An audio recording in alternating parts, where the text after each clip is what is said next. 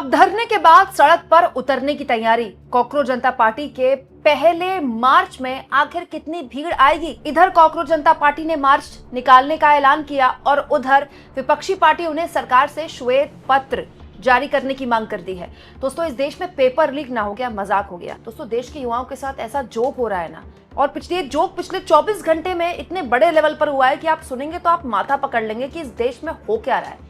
लेकिन उससे पहले इस वक्त की बड़ी जानकारी आपको दे देती हूँ दोस्तों। कॉकरोच जनता पार्टी जिसका दावा है कि उसने अपना पहला धरना सफलता से कर लिया है, अब उसने अपना पहला मार्च आयोजित किया है। दरअसल आपको याद होगा, कॉकरोच जनता पार्टी जब जंतर मंतर पर धरना दे रही थी दोस्तों, उसी वक्त कहा गया था कि अगले शनिवार फिर से मुलाकात होगी। लेकिन अब जो जानकारी निकल कर आई है वो ये है कि अब आने वाला जो शनिवार है वो जंतर मंतर में नहीं, बल्कि आने वाली जो 11 तारीख है, मतलब बृहस्पतिवार का दिन, उस दिन एक शांतिपूर्ण आंदोलन होगा। ये एक तरह का मार्च होगा, प्रोटेस्ट होगा। 11 जून शाम 4 बजे सावित्रीबाई फूले पुणे यूनिवर्सिटी, और ये भी जाहिर तौर पर धर्मेंद्र प्रधान के इस्तीफे को लेकर एक एजेंडे के साथ कॉकरोच जनता पार्टी चल रही है। महत्वपूर्ण यह है दोस्तों कि खुद अभिजीत दीप भी महाराष्ट्र से आते हैं, मराठी बहुत शानदार बोलते हैं। अभी रिसेंटली ये जब धरना खत्म हुआ जंतर मंतर में, तो जब महाराष्ट्र के, तो वहां मराठी में प्रेस कॉन्फ्रेंस को भी संबोधित किया।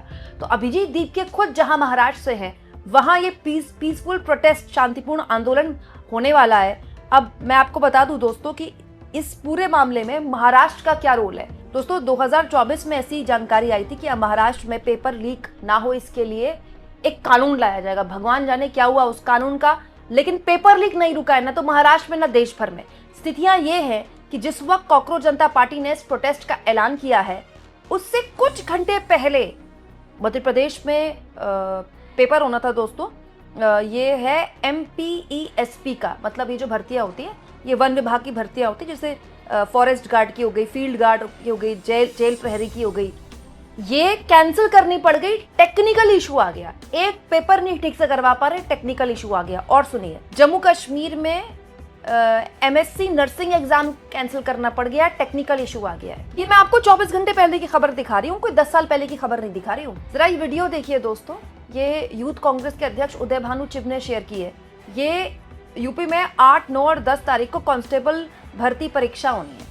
युवाओं का जमावड़ा वहां पर देख लीजिए। आपको पता है 32,679 युवाओं की भर्ती थी, 32,679। और कितने युवा आए हैं आप अंदाजा लगाएंगे? 29 लाख, 29 लाख।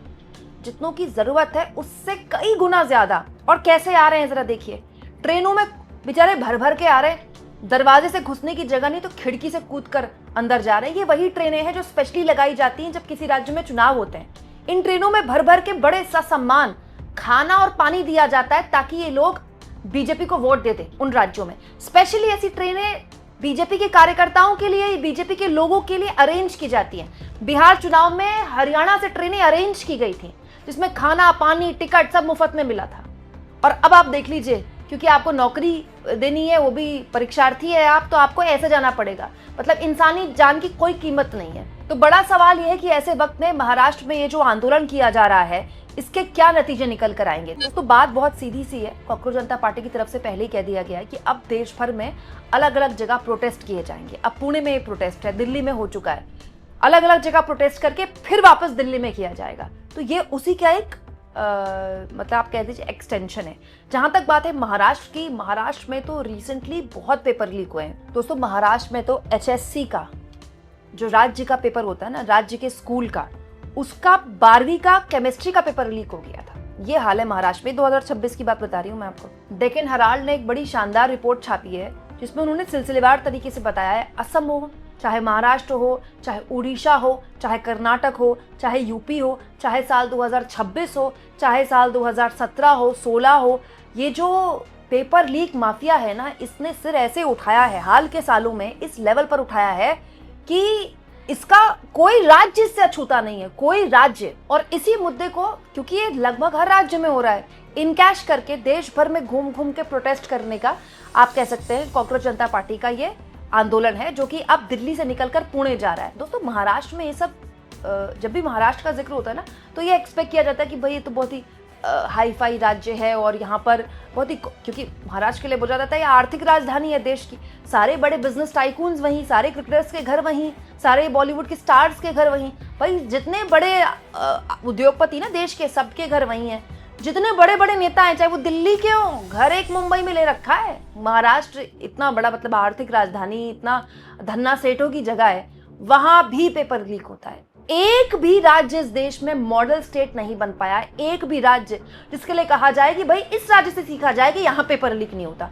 और हाल के सालों में अगर आप देखें, पिछले 10-12 सालों में, तो ये इतना ज्यादा बड़ा है। पहले भी पेपर लीक होते थे, लेकिन अब तो ऐसा कोई पेपर नहीं हो रहा जो ढंग से हो जाए। इसको राजनीतिक तौर पर भी देखिए आप, गोलबंदी इसको लेकर हो रही है। कॉकरोच जनता पार्टी तो प्रोटेस्ट, इसका दूसरा प्रोटेस्ट है। अगर आप यूथ कांग्रेस को देखें या फिर आप NSUI को देखें तो वो तो लगातार प्रोटेस्ट कर रहे हैं। कल बकायदा NSUI का प्रोटेस्ट मैंने आपको दिखाया भी। यूथ कांग्रेस तो लगभग हर राज्य में प्रोटेस्ट कर रहा है। अभी रिसेंटली हरियाणा में पेपर लीक को लेकर प्रोटेस्ट हुआ, जिसमें दीपेंद्र हुड्डा ने वाटर कैनन झेली। तो यूथ कांग्रेस हो, NSUI हो, इसको लेकर प्रोटेस्ट कर रही है। और दोस्तों, इस बीच दिग्विजय सिंह ने इस पूरे मामले में भारत सरकार से श्वेत पत्र जारी करने की मांग कर दी है। दोस्तों, आप जानते हैं दिग्विजय सिंह राज्यसभा सांसद है कांग्रेस पार्टी के, और जो पार्लियामेंट की स्टैंडिंग कमेटी है एजुकेशन पर, उसके चेयरपर्सन है। उन्होंने बकायदा ये जो नीट का पेपर लीक हुआ है और इसके अलग पिछले 8 सालों में जो कुछ भी हुआ है पेपर लीक के नाम पर, उसको लेकर भारत सरकार को, प्रधानमंत्री से ये अपील की है कि कम से कम श्वेत पत्र जारी करें और बताएं कि देश में इस पूरे मसले को लेकर असली हकीकत क्या है। दूध का दूध, पानी का पानी तो हो। दोस्तों, इंडियन एक्सप्रेस ने एक बहुत ही इंपॉर्टेंट इन्वेस्टिगेशन शेयर की थी, हम सबको ये देखनी चाहिए, पढ़नी चाहिए। दोस्तों, इस स्टडी में बताया गया था कि 2002 से 2025 के बीच जो भी पेपर लीक हुए हैं, हर पेपर लीक में, हर एग्जामिनेशन में करीब 1 लाख छात्र प्रभावित हुए हैं। और इतने ज्यादा ये नंबर्स हैं, उसके बावजूद भी जानते हैं कितने लोगों को कन्विक्ट किया गया है? केवल 2। देखिए, पूरा आंकड़ा 24 साल का इंडियन एक्सप्रेस ने शेयर किया। कितना खराब आंकड़ा है, 24 साल का। अब तो कोई ये भी नहीं कह सकता कि वो कांग्रेस के जमाने में होता था कि बीजेपी के जमाने में होता था। जरा देखिए आप, 24 साल में, 2002 से 2025 में 45 जॉब्स एजुकेशन एग्जाम्स लीक हुए हैं, जिसमें 3,86,00,000 अभ्यर्थी प्रभावित हुए हैं। Can you believe that? हमारे देश में किसी एक छोटे से राज्य की आबादी हो जाएगी इतनी, 3,86,00,000। इसमें कितने लोगों को मात्र अरेस्ट किया गया है? 1658 मात्र। और देखिए कितने लोगों पर चार्जशीट दाखिल हुई है? 925 मात्र। और कम होते होते जा रहे हैं आंकड़े। और अंत में जुडिशियल कस्टडी कितने लोगों को भेजा गया? 43। ये तो टिप ऑफ द आइसबर्ग जो बना है, ये नीट का पेपर लीक बना है। क्योंकि नीट का इतना बड़ा मतलब रसूखदार पेपर है, और नीट बेसिकली, आप नीट पेपर देते हैं तो आप डॉक्टर बन सकते हैं ना इस देश में। तो ये मामला इतना बड़ा हो गया, और उसके बाद CBSE वाली कंट्रोवर्सी हो गई। नहीं तो ये बेचारे तो बस एक डेटा बनकर रह जाते। कौन पूछता है इन बच्चों को? हर राज्य में पेपर लीक हो रहा है, हर राज्य में। और हालत यह है कि इस पर बात तक नहीं हो रही है, क्योंकि नीट का मामला सामने आया और बैक टू बैक 2024 के बाद 2026 में पेपर लीक हो गया। इसीलिए पूरा मामला इतना बड़ा, जिसकी वजह से अब विपक्ष सरकार से श्वेत पत्र की डिमांड कर रहा है। दोस्तों, विपक्ष का जो यूथ विंग है, कांग्रेस पार्टी का जो यूथ विंग है, वो सड़क पर आंदोलन कर रहा है। देश के लगभग हर राज्य में यूथ कांग्रेस ने आंदोलन किया है, और अब कॉकरोच जनता पार्टी अपने प्रोटेस्ट को आगे बढ़ाकर पुणे जा रही है। दोस्तों, कॉकरोच जनता पार्टी का ही दूसरा प्रोटेस्ट होगा। पहले प्रोटेस्ट में कॉकरोच जनता पार्टी का दावा है कि 7,000 के आसपास प्रदर्शनकारी आए। क्या आपको लगता है कि पुणे में भी इतना बड़ा जमावड़ा होगा? पुणे में बड़े बड़े कॉलेजेस हैं, पुणे यूनिवर्सिटी भी अपनी बहुत बड़ी यूनिवर्सिटी है, और ये जो वेन्यू चुना गया है बहुत सोच समझ कर चुना गया है। आपको क्या लगता है दोस्तों? कमेंट बॉक्स में जरूर लिखें।